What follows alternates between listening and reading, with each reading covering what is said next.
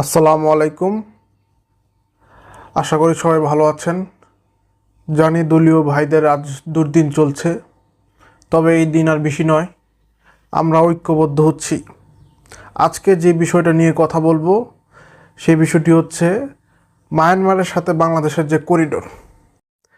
আসলে আপনারা জানেন, মাননীয় প্রধানমন্ত্রী জননেত্রী শেখ হাসিনা ক্ষমতাচ্যুত হওয়ার আগে উনি বলে গিয়েছিলেন, উনি যদি সেন্ট মার্টিনটি সামরিক ঘাঁটি করার জন্য আমেরিকাকে দেয় তাহলে উনি ক্ষমতায় থাকতে পারবেন।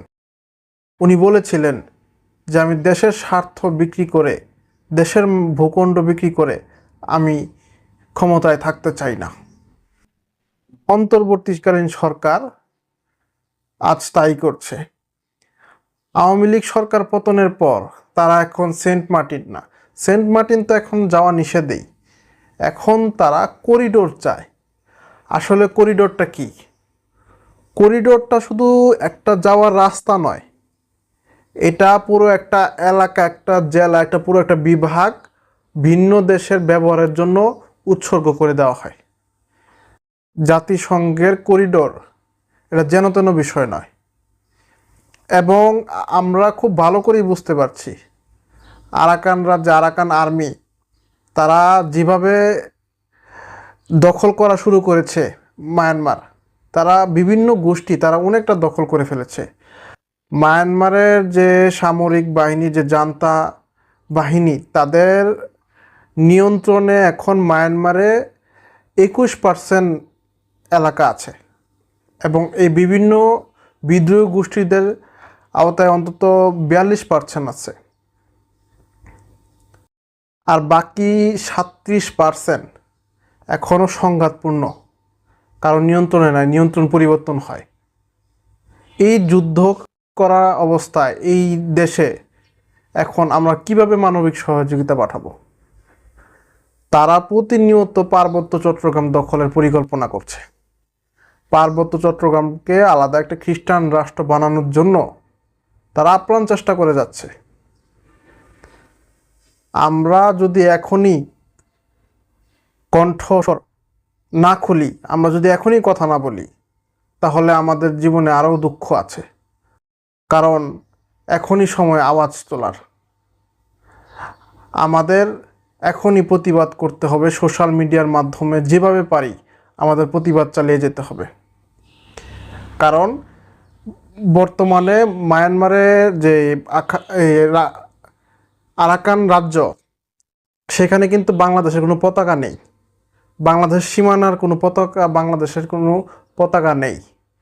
এতে স্পষ্ট হয় যে এটা বাংলাদেশ সেনাবাহিনীর আন্ডারে নেই এবং আমাদের সেনাবাহিনী ওইখানে কিছুটা দুর্বল হয়ে পড়ছে। তাই আমাদের সবার প্রতিবাদ করতে হবে, রাজপথে নামতে হবে, এই অন্তর্বর্তী সরকারের পতন করতে হবে। জয় বাংলা, জয় বঙ্গবন্ধু। পরের যেটা ষড়যন্ত্র সেটা হচ্ছে ইলেকশনই হতে দেবে না, তবে দেবে। আর আমার ক্ষমতায় আসতেও অসুবিধা হবে না যদি আমি বাংলাদেশে কারো এয়ারবেস করতে দিই, ঘাঁটি করতে দিই, তাহলে আমার কোনো অসুবিধা নাই। কোন এক সাদা চামড়ারই প্রস্তাব, ইস্তিমোর মতো বাংলাদেশেরও একটা অংশ নিয়ে, তারপরে চিটাগাং, মিয়ানমার, এখানে একটা খ্রিস্টান স্টেট বানাবে, বে অফ বেঙ্গলে একটা ঘাঁটি করবে। তার কারণ হচ্ছে যে বে অফ বেঙ্গল এবং ভারত মহাসাগর, এখানে প্রাচীনকাল থেকে ব্যবসা বাণিজ্য চলে। আর এই জায়গাটায় কোনো রকম কোনো কন্ট্রোভার্সি নাই, এখানে কিন্তু কোনো কারো মানে ওরকম দ্বন্দ্ব নাই। কারণ ভারত মহাসাগর এবং আমাদের বে অফ বেঙ্গল ভারত মহাসাগরের মধ্যেই একটা উপসাগর, এটা সারা প্রাচীন যুগ থেকে ব্যবহার করা হচ্ছে। এই জায়গাটার উপরে অনেকেরই নজর, তো সেটা আমি হতে দিচ্ছি না, এটাও আমার একটা অপরাধ। কারণ এখানে মানে এয়ারবেস করে কার উপর হামলা করবে যদি একটা দেশকে দেখানো হয়, কিন্তু সেটা তো না, আমি তো জানি আরো কোথায় যাবে। যে কারণে আমাদের কিছু সমস্যা সবসময় পড়তে হচ্ছে, হবে আমি জানি, কিন্তু আমি ওটা আমি এটা পাত্তা দিই না, সোজা কথা। আমি একই জবাব দিচ্ছি, যে আমি জবাব দিচ্ছি স্পষ্ট যে আমি বঙ্গবন্ধু শেখ মুজিবের মেয়ে। আমরা যুদ্ধ করে বিজয় অর্জন করে দেশ স্বাধীন করেছি। দেশের অংশ ভাড়া দিয়ে বা কারো হাতে তুলে দিয়ে আমি ক্ষমতায় যেতে চাই না, আমার ক্ষমতার দরকার নাই। যদি জনগণ চায় ক্ষমতা আসবো, নইলে আসবো না।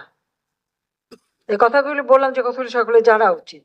দেশের মানুষ হচ্ছে আমার শক্তি, মানুষ যদি ঠিক থাকে আমরা আছি।